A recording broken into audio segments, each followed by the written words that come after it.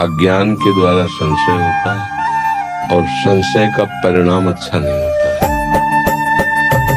जो संसार की उन्नति है, जो संसार के कार्य है, ये कोई महत्वपूर्ण बात नहीं है। 100 खरब रुपया कमा लिए, पूरा विश्व तुम्हें जान रहा है, लेकिन तुमने जिसको जानने के लिए तुम्हारा जन्म हुआ है उसको नहीं जाना। तो मरने के बाद तुम्हारे हाथ क्या लगेगा? एक शरीर की सीमा है इसके रहने की, 60 वर्ष, 70 वर्ष, 80 वर्ष, 100 वर्ष, 1000, 2000 तो है नहीं। इसके बाद आपके पास रहेगा क्या? आपके विचार, आपके किए हुए सत असत कर्म। बस जिस विचार से आपने सत असत कर्म किए, वही संस्कार आपको अगली योनि दे देगा। आपका आज का पढ़ा लिखा, आज का पद, आज का व्यवहार, आज का यश, आज की संपत्ति आपकी किसी काम नहीं है। विचार पूर्वक समझ रहे ना? तो हमको थोड़ा विचार करना चाहिए कि जीवन का लाभ क्या है। अभी मतलब उस लाभ की तरफ हम देख नहीं पाए। जीवन का लाभ क्या है? सत्य क्या है?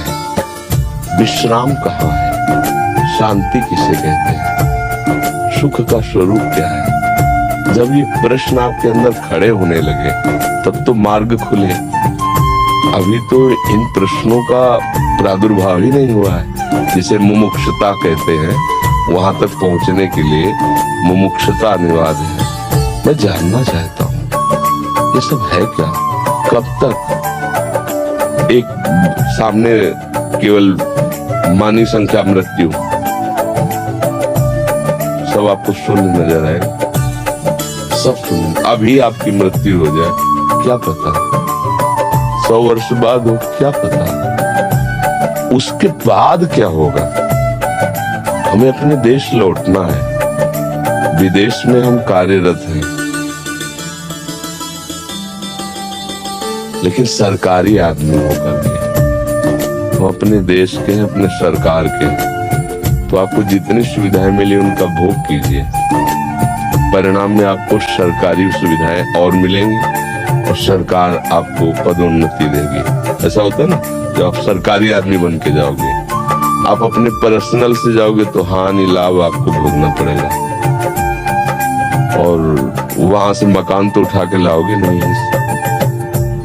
ऐसे ही कुछ थोड़ा सा भावना बनाइए कि हम श्री भगवान के हैं, श्री कृष्ण के।